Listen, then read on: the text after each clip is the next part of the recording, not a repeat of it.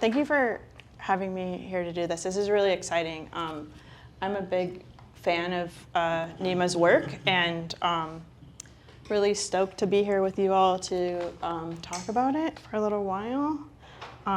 So let's get started. What got you started in art making? I feel like the story that maybe a lot of people who have read my bios have heard, and is still true, is that my dad used to show me these two. He would have like a paper and put another paper on top, and he'd draw an image and then like a slightly different image, and he'd move it back and forth in like those 2-page animation things, and so they'd like have like a jerky little movement. And I started doing that for my friends, and it was like my cool party trick for a while. And I feel like that's the earliest art memory that I have, where I was just like, oh, so like making art is basically magic, and I'm a magician, and I can keep doing this. And I think another really big thing is that I was born in LA, but grew up in the Bay Area, and I went to public school, but always had art classes in my public schools. And I always prioritized taking art classes, and it was always really supported by my family, which is not something I don't take for granted. I think especially being the child of immigrants. My mom and dad are from Nigeria, and I feel like the stereotype of immigrant parents is that they want you to like become a doctor, or engineer, or a lawyer, and my mom never put any of that pressure on me. Although I think like my grandma and aunties were putting pressure on her to like, your daughter's majoring in art, like what is she doing? Like what's she gonna do with her life? And the answer is this, and it has been this like since. Right on, that's great. I love that they're now showing up in your art as well. So can you talk about a little bit about your current practice and how you started making this work? Yeah,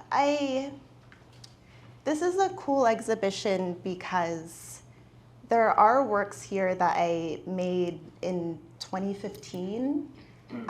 So like almost 10 years ago at this point. And the works that you see back on this wall, the Tender-Headed series, I think that's like a really seminal series for me. I started making this during my BFA in undergrad. And that was the first time I started looking at my own family and looking at these older images. And so I think that was the beginning of like kind of using my reference photos to make these artworks. And from there, things that have become really important to me are also using thread and using fabric. But Tender-Headed is definitely one of the origins of starting to do that kind of work and starting to do the work that I do now, which continues to focus on me and my family and figure out what it means to have like an interior space and to be in a home, and how things are quieter and different, and how the way that you exist in your home and your private spaces like creates that space around you. Mm-hmm. Was it, how did you decide to use like the family photos? And is there, can you talk a little bit about like the vulnerability of opening up that space?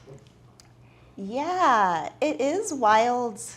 I was telling Kija I haven't done an artist talk in a while, and mostly I do like to just work on my artwork, and getting like gallery representation was huge for me because I was like, now I don't have to do any of the admin, like I just get to be an artist. And there are like these talks, and like there are these works that like are really vulnerable, and are about me, but then also like the people around me, which is also pretty vulnerable. And I think it is also a privilege to be understood publicly. And I don't think that, I think that's really difficult, and it's nice to have like a way to communicate with people that is so visual, and is also like, I guess, me understanding myself in like a really outward facing way. And so at times I like would rather not, and I do think that I have a deep appreciation for the way that I can use this process that's really important to me to also be better understood by other people. Was it something that you like saw out in the world, or was it something that you just sort of were like, okay, I have these reference images, I'm going to start using them? I started, my dad took a lot of photos when my parents were together, which is like before 7 years old. He would take like photos compulsively, and he still does actually. And I would always be like posing for these photos, but not thinking a lot about them. And so being grown now and then like looking at all of these works, I was raised mostly by a single mom, but like a lot of these photos are based on images that were taken by my dad and taken by loved ones. And so it's fascinating to be in collaboration with these people who create the reference materials that I'm using. This is like a slight tangent, but I promise I'll bring it back. Where I remember being like, this is probably like freshman or sophomore year in college, and being in a figure drawing class where you have like a figure in the middle of the class and then like a circle of easels around, and doing this activity where like you sit down and you like draw the figure, I think for like 2 minutes. And then my teacher had us like get up and then rotate to the right so that you were like at someone else's easel in front of their drawing, but then continue drawing for another 2 minutes, and that going on for like the whole, I don't know, like 20 or 30 minutes. And then putting those pieces up and looking at them, and they're all like kind of perfect. And like I think it's always been part of my process that this idea that like if you involve people, like you're just pulling things towards center and it'll get to kind of perfect. And I think working with like my family's reference materials, and like some of these photos are taken by loved ones and some of these photos are taken by me, but we're all kind of like pulling things towards the middle in our collaboration. Does that make sense to folks? Okay. It like makes sense in my head, and I think about that a lot. And so looking at family photos and like photos of like a space that I share with people, it just brings like more people into the work. Mm-hmm. Speaking of pulling things, we'll talk about your embroidery a little bit.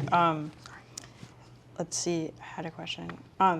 There's like a little bit of a difference in the different styles of embroidery that you're using, like the incredible pattern in this piece over here with the feet coming out of the blanket, and then with the tender-headed series, like there's different things going on. And Michelle was saying earlier, you all can't see this, but behind the tender-headed pieces, there's like these little Easter eggs that you can see of like little patterns that are in those too. So someday maybe Nimah will show you a photo of those if you're lucky.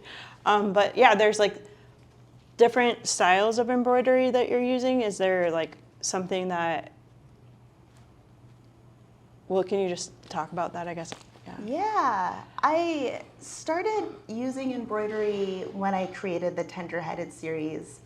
And I think when I was making those, it was way more, like the symbolism was really what I was focusing on. And so when you embroider, you'll have, like you'll be making something, and the thing that you want to embroider is on the front of the piece. And then you also have like stuff going on the back. And so with these, what you were talking about with the tender-headed works, is that what would usually be the back of an embroidery piece is on the front of the canvas, and on the back of the canvas you have like these little flowers.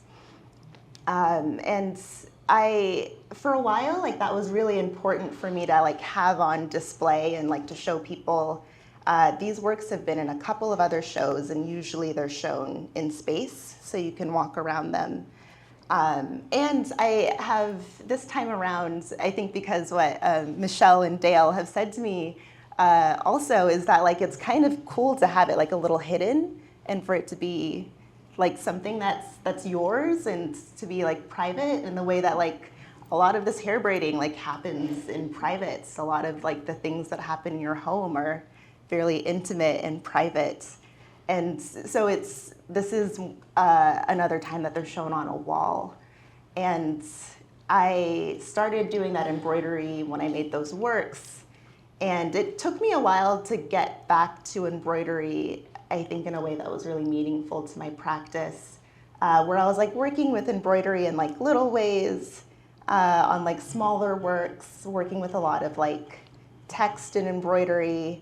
And then lately with that work that's in the back of the feet, I started using it more like functionally, and I started using it more with fabric. And so instead of it maybe symbolizing like black hair, it's actually just making these paintings a little bit more sculptural, in that like they're almost like quilts now.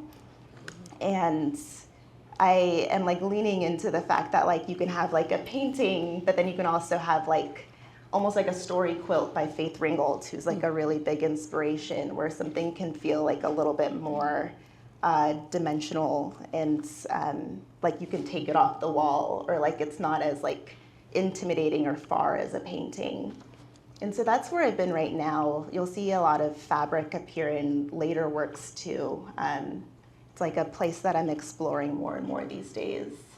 Well, I'm loving seeing even in the paintings, like the fabrics and the various textures. And I'm like I'm so curious about other people's homes. So like being able to see this, like one of my early jobs was as like a mortgage loan processor, and I would love looking at people's appraisals. So this like feels like, I'm like, oh my gosh, look at these different patterns and like the wall. It's so wonderful to be able to see that. And at the same time, like I really respect that willingness to like open up your home and open up that safe, intimate space to an audience.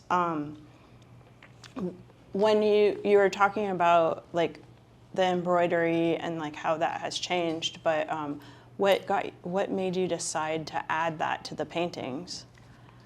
That's a great, I think I'd always been trying to incorporate more patterns into my work. I have always been, my first introduction to Kehinde Wiley, who I think is like maybe most known for like those classical paintings of like black figures, but he also has like these amazing patterns behind these figures, and the way that he like renders things, like the patterns are so immaculate, and I feel like I paint fast and I sew slow, and so like I would try and achieve that kind of pattern, but like it wasn't hitting. And so when I started using the fabrics, like that felt like an arrival of like, okay, like this is like the flatness that I'm looking for. And then being able to like incorporate sewing into it felt really good too, because you have this patchwork quality. And I've been working with, I have this piece called Oranges, 2 pieces. And they have oranges that are painted onto a drawer liner from like a drawer that I had from in a home back in LA. And I loved the way that's like the patterns on that paper looked, but paper is like a little bit too weak, and like fabric's like a little bit more sturdy. And then like, I don't know, like you get the feeling of like hand-me-down clothes of like things that like my sister used to wear and are now mine, and they're like of all of these like patterns, and it's kind of thrift boxy in a way that I was really attracted to. And so they've like appeared more and more, and I keep kind of like gathering these samples of fabrics. And I also think it's cool the way that like fabrics can indicate, like you have like quilting fabrics, but then you have like fancy fabrics, and you have like they do tell a story in their own way. And the ones that I try and use are like really homey, really familiar, really quilt-like. Thank you. Okay. This is the question that I'm having trouble figuring out how to phrase it correctly. Yeah. But there's a couple things like, I'm gonna ask it in 2 parts. Are there any photos that you keep for yourself? Yeah, I think so. It's funny, I don't actually take a lot of photos. I feel like there are some photos that I think like, oh, like maybe this will be a painting, and there's some that like aren't that for me, and there are also some photos that like I've had for a long time or I've like looked at for a long time, and they haven't like shaken anything up in me, but then I come back to them and I'm like, oh, like now's the time to like deal with this photo. So in that way, not every photo that I like becomes a painting. Sometimes it's just like a nice picture.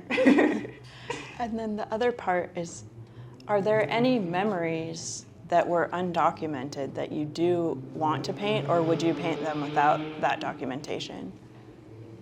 Yeah, that's I have been becoming really obsessed with the idea that there are memories that we have that just like come to us at random times. Like you'll just be doing something, you'll be like, when I was 14, like I did that one thing, and you're just like, why is this with me right now? And like everything we've experienced is in our bodies, and like we've lived through it, but we don't remember everything that's happened to us. But there are these memories that will come up randomly, which isn't to say like I haven't done any work on those random memories, but I have been paying attention to them more. And so I guess to like actually answer your question, I lived in a lot of houses growing up, and the ones that are documented, they all have nicknames. And so Cole Avenue, which is this piece right behind me, was documented pretty heavily because I lived there for a while. And there's also a house called Oak Road that there's a really, really large painting of that's in Michelle's collection.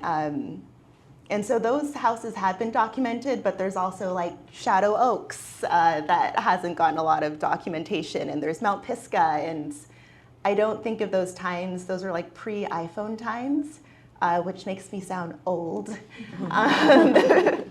That like don't have, they fall into like this valley of like my dad not compulsively taking pictures of us, because that was after my parents got separated, and then pre-iPhone where I'm not taking pictures of everything, and like neither are the people around me. And also being like too young to think of like this is something I should remember. And so there are memories that like I have in those times where I'm maybe like 3rd grade to like 5th grade that would be amazing to paint. I think would involve talking to people who were there and who can recall it better than I can, and creating paintings based off of that. I'm gonna bring up our like Google Doc conversation around this that came from that, because we were talking a lot about that sort of like photos and memory, and because Nimah's paintings are from photographs, which is why we're talking about this, obviously. But that thing, do you think that a photograph like is the thing that you remember? Does it make that your memory? Do you think that you create memories, like think that you remember something because of it? Yeah, it's so strange because I do think that like photographs, like if I look at a photo, it's not necessarily something that I would have remembered without the photo, which is why photos are so cool. There are artists who have said like isn't there an artist who's like photos are death, and like or like because it's something like it's a moment that's passed and like you're never gonna get it back again. And like my relationship to photos are like they're kind of like bookmarks where it's like this happened, you were here, and like we can prove it, like it's evidence. And it is like a lot of these photos have my sister and I in them, and part of that is because like my sister has an experience of those things that I'm experiencing, even though we're different people, and so I'm kind of borrowing from her memories too. And so I don't know if I remember everything that I see in a photo, and a photo can trigger a feeling.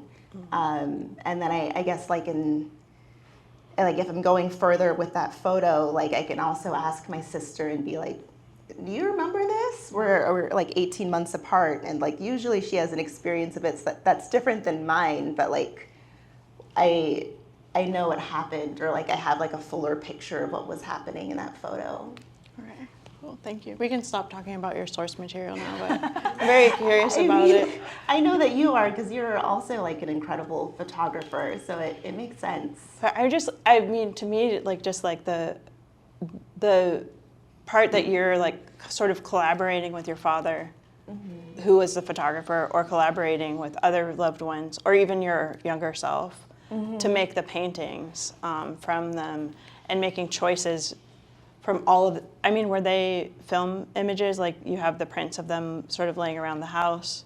I think we do have negatives somewhere, but I'm usually working with like an actual like a 5x7 that you got at Costco or something. Yeah, a Kodak photo. Yeah. And then so like choosing those like moments that you're like, okay, this is the one from all of the things that you, and like making that decision yourself, and then how to render it with the paint. I mean, I think that's really fascinating to just think about that as a collaboration with the loved ones. I'm gonna ask you your questions that are on the wall now. What makes a place into a home? I mean, those are the big questions I think I'm working with all the time. I mean, I think the easy, or not the easy answer, but like the answer I've come to is that it's like mostly people. Like there are people in all of these works, and I feel like as someone who, we moved a lot like growing up, and so like I have a weird relationship to like physical spaces. Like the container I'm in is not nearly as important as the people who are around me. And I think maybe like the slightly more nuanced answer is, I also think like homes become homes when they have just like the imprints of all of your repetitive actions on them. And it's also like homes become homes when they have like your junk everywhere, and like your mess. Because I think that's like a sign of like comfort. That's a sign of like being at ease, is just like letting your imprints be visible. Yeah. Two things that I learned about you today. Well, one is that we're both middle children. And then, and I was like, okay, this is one of the reasons why we get along. And then the other one is just like thinking about the amount of times that you moved. So like I realized the other day I moved for the 23rd time since I was 12 years old. I do not like moving, just thinking about that. So like listening to you answer that question like helps me to figure out that, because I still haven't figured out what makes a place a home. I'm always like, if my coffee mug I like is there, what is it? I don't know. And then, what does belonging feel like? Man, I mean, well, I also want to just quickly respond to what you were saying, where I think the sense of home in the Bay Area is especially difficult because it's hard to have like, right, just like tears. It's hard to have roots here because I don't know, like I grew up for the most part in the Bay Area, and like this is a place that like, I don't know, capitalism tells us like owning a home here is like, now you have a home, and like that's not possible. And so like I think the Bay Area complicates the sense of home a lot, which is maybe why like the themes I'm grappling with in this work are like, they thrive here because it's tricky. It's tricky, and the Bay Area makes you like bop around a lot. I was just talking to Kyra about how like our landlords are so crappy, and like we've had like crappy landlords who are being scummy, and that also makes you bop around a lot. So it's, home becomes weird in the Bay Area. Belonging, to get back to your question, It's really your question. it's really Salam's question. Yeah, I mean, I think belonging is home. I think it's like, belonging is we have like a piece that's not on display here that has like I'm really into like kind of what your clutter says about you, and I feel like it says that like you exist and that you're quirky and that you have like this stuff out that's yours, and it's out for like a bunch of reasons, like a bunch of things led you to like put A, B, and C on the table at some point in time.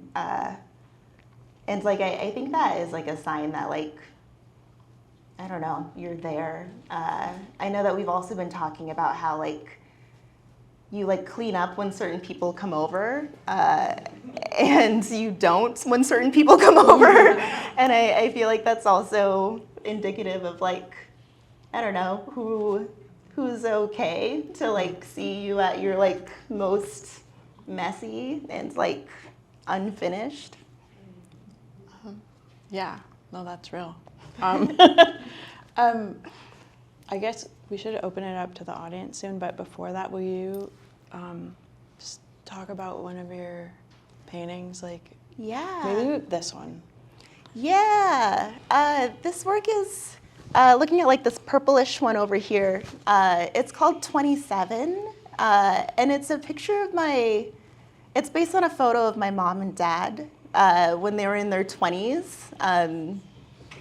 And I became really interested at a point in just like how things were when my parents were my age. Like I made that at 27 and like my parents were 27 in it, and I was just like, that's wild that like, I don't know, like I'm on the way in that picture and like no baby's on the way right now, and they had just immigrated from Nigeria like a few years before, and like I'm trying to figure out home where I am right now.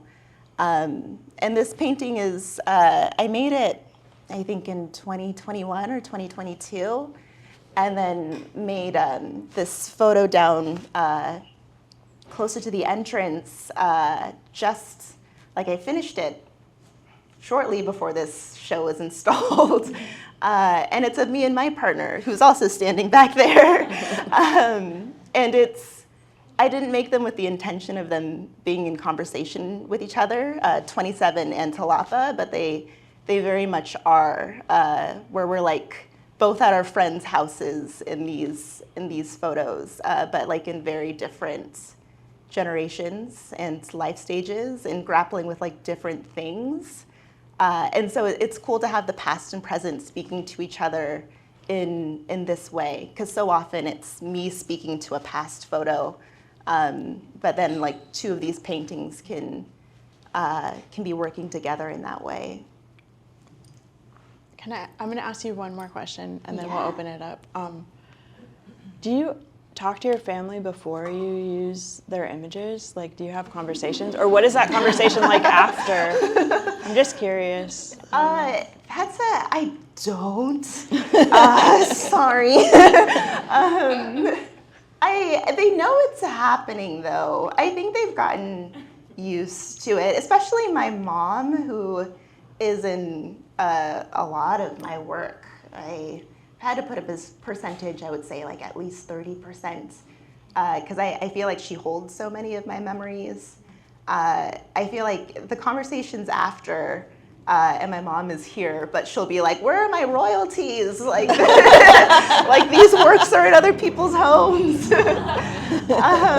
Yeah, and like it is weird to have, like I've had people ask, like, what's it like to like create something that's tender and that's a memory, and then it's like in someone else's home, like it's not with you anymore. And it like kind of makes sense to me that like something, like your memories are like our memories are all over the city and all over the Bay Area, and so for like a memory to be created and like exist apart from me like makes a lot of sense. And I hope it's growing to make sense for my family too, that like something that is like of them is like somewhere else. And I think that's cool and beautiful. But they're very patient and like lenient with my, I don't know, taking of their memories and asking of the histories and borrowing and collaborating. they're cool about it. I think it's weird to be in a relationship with an artist. I bet.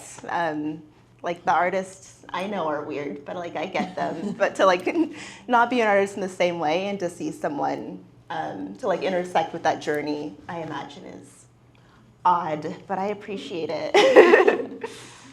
Awesome. Does anyone have questions or comments for Nimah? Okay, thank you very much. So it's really great to hear you talk more about your work. And as has been mentioned, I live with a lot of your work right now, which is amazing to have. It's interesting because we talked a lot about the source material and the themes. I'm really curious also, and it's great to hear about that. I'm also curious about your painting technique, because what's interesting is you talk about source material, but when I look at the work, I see the figures, I don't know the memories, but I also see this fantastical overlay, right? Like I'm looking at this painting here called Comforter, and there's so many amazing patterns and colors and swirls, and I'm really impressed by when you paint skin color. You know, the kind of modeling technique that you use, where it's almost like impressionistic. Sometimes it reminds me of Matisse or Van Gogh. You know, you kind of go up close, and you don't see the figure that you're trying to create, and kind of step back, and then it comes together. So can you talk just more about that? Because I actually think that's something that's really amazing about this impressionistic nature of your painting style. I don't know if you think about that, but I think it's really incredible. Yeah, that's a great question. When I first started making art, it was so important to me for it to be as realistic as possible. And I think that's like when I was first in art classes, I really liked using like pencil because like you had so much more control over what you were making. And I actually didn't start oil painting until like my senior year in college. It came like late, and I just really loved it. And I think part of the reason that like like it is kind of impressionistic and it is like kind of working with these splotches is the memory is so much more important to me than like staying like the fidelity to the image necessarily. And I guess that's where it departs from photo too, because I'm not trying to make it look like the photo, like I'm trying to make it look how it feels. And thinking about like the fantastical elements when I was younger, like, I don't know, moving from house to house, like I feel like those early memories take on like this kind of like sparkliness of just like clubhouse vibes or like blanket fort vibes. And like a lot of my, like my sisters in a lot of these photos, and we are like, I don't know, like in these new houses, like making a new world there. And I've always been like a kid that like I played with like a ton of stuffed animals, and like I made up a ton of stories. And so it's translated over to these pieces for sure.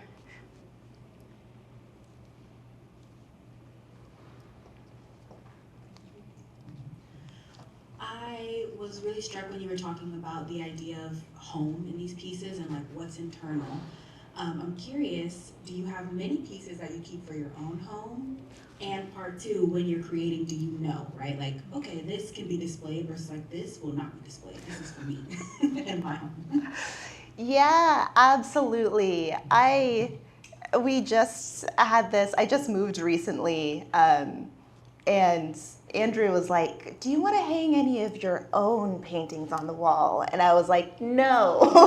Like and it's weird because I also like, I do like illustration, and like those feel better to have hanging on the wall than it does to have like a painting hanging on the wall. And I think it's because like, it's hard to finish a painting, like, and it's hard to be like, this is done. Because I have had paintings that I've worked on for several months and then like have been like, no, I think this is about done. And then I like walk past them like several months later and I'm like, it's not done. And then I'm like with it for like several more months. And so I feel like if I put it on my wall, it would never be finished. Like it would always be in process. And it would never make it to a show. Like this wouldn't be possible if I hung paintings on the wall. And I don't know, maybe I'll get to, yeah, It's tough. Like I can't even really like my studio space, I'm okay with like co-locating my studio and my home, but it does have to be in like another room. Like I have been in situations where like my studio space has been my sleeping space, which I don't recommend, especially if you're an oil painter. Not healthy, bad. But like that's also really tough because it's hard to be like, it's time to stop painting. It's just always there, and like it'll always be in progress. Artwork is also work. Yeah, it's Yeah, also too. work. You need a rest. Yes.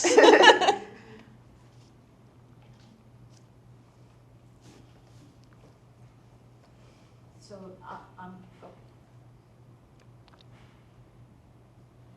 thank you. Another London here. Michelle, I'm glad that you spoke about the painting technique because I've always felt like you're a real painter's painter. You know, Oh, and I thanks. mean it in all the, a lot of the ways that Michelle spoke about. But I'm also curious that when you were talking about, and that photograph over there, and that photograph over there, and I'm like, wait, those are paintings. And so it made me curious about that you think of them as being like photographs. And I was also curious about how much work you do that's not based on photographs and how that is, if you actually even do that. Yeah, I do work that is based on, or I guess more work that's more abstracted, that's not based on a photograph. And I think that like if a person is in a work, I more likely than not will use a photograph. Exceptions are if it's me, like usually I paint myself from memory, mostly because I think it's interesting to think or to figure out what my understanding of myself is without looking at myself. And then I had been for a while making these.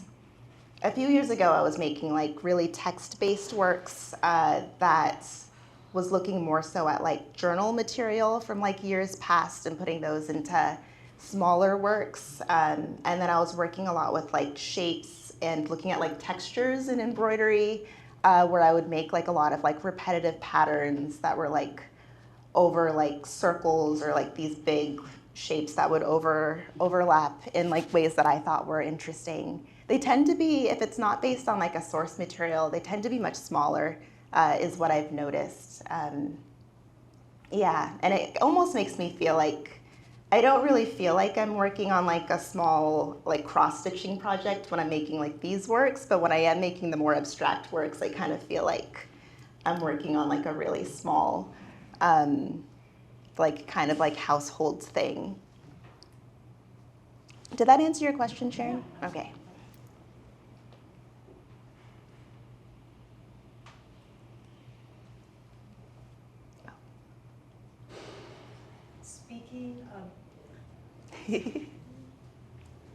Speaking of the embroidery, who taught you to embroider, and is there any family history related to embroidery? The way I learned how to embroider is, do you remember those, I think they still make them, those like klutz books where they're like, you're gonna learn how to make jewelry out of paper clips. And it's like all of these like kind of random, like you're gonna learn how to like weave a tiny thing. Like I had one about sewing that I think taught me how to sew, and my grandma taught me how to sew. But it was mostly like pretty functional. And I do consider sewing one of the, like in terms of like sewing clothes, like it's kind of like a craft technique that I never really got the hang of, like using like a sewing machine. And embroidery felt like it made kind of intuitive sense to me. So no one really taught me how to embroider, at least not the way that I do it right now, except for like, I think at one point I did have like a klutz book that was like, you can learn how to embroider. I do think I have been reflecting on this with the Tender-Headed series, and recently cutting my hair short. I used to have long dreadlocks. That dealing with hair and like the process of like braiding hair does give me like a sense of like, I know how to do this, or like I understand how to make my hands do what I need them to do in the way that that's what embroidery feels like to me, like the manipulation of something to like create a visual effect. And so I think I can thank hair braiding and like dealing with my textured hair a lot for my ability to deal with a needle and thread.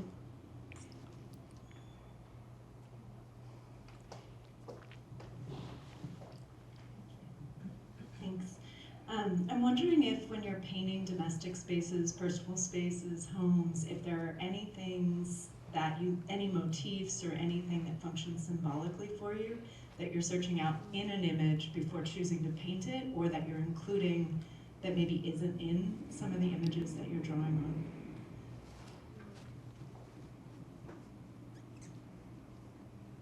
I'm scanning through my paintings now.